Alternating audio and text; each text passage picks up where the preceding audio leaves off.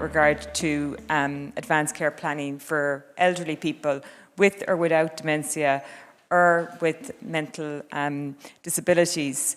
And can some of the principles spoken here today be applied to those groups, or is it a specialist research group? Can we take principles? I think they are also special groups.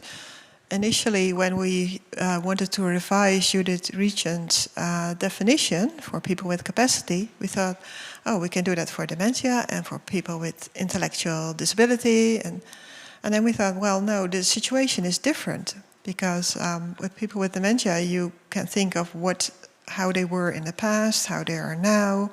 And with people with intellectual disability, really different issues. And also there may be parents rather than children.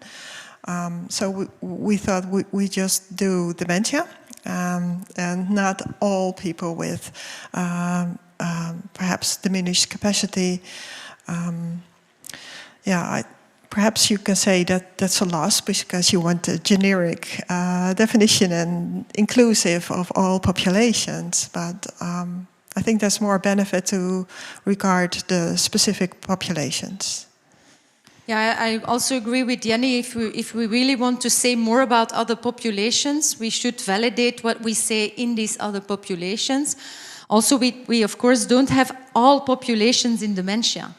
We had a few groups, but there's so many types of dementia that we didn't look at. Also, the rapidly progressing dementias is a totally different group than the others. So, firstly, and then secondly, if I would have to make a hypothesis, I don't see why some of the things that I said wouldn't apply to other illnesses, because some of these things I feel apply to being human beings. If we take decisions, we take them based on our values.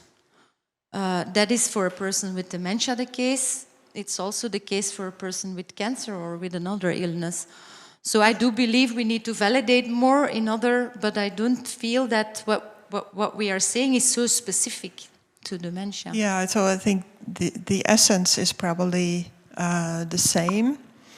And then I'm also thinking of people, young onset dementia with a different social context. Yeah. So we are doing research specifically for that group because we feel some issues are stronger or even different. But the essence about what I said, well, if we make it so complex, you won't start. If you just start with a few questions about what is important to you, then you can use it with anyone. And I like what you said about if it works for dementia, probably it works for others too.